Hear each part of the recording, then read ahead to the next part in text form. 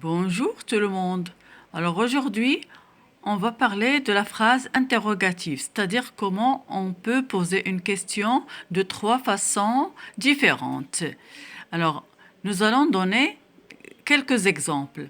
Le premier exemple, c'est les enfants jouent au ballon.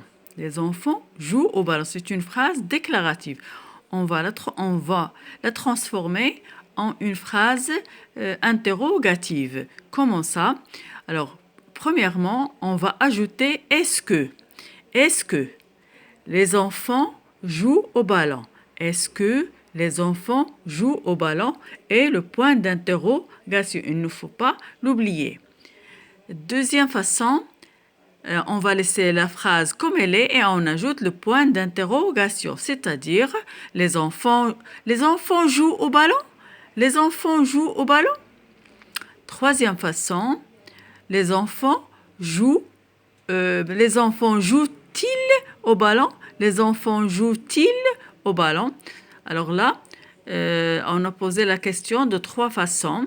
On a ajouté est-ce que, on a inversé le sujet, c'est-à-dire on a le verbe au début et le sujet ensuite. Et enfin, la dernière façon, c'est on laisse la phrase comme elle est et on ajoute le point d'interrogation. Dans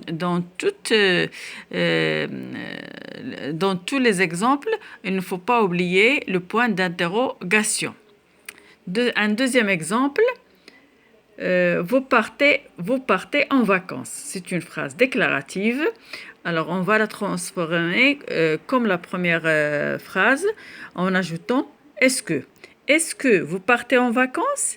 Est-ce que vous partez en vacances? Ensuite, on va inverser le sujet.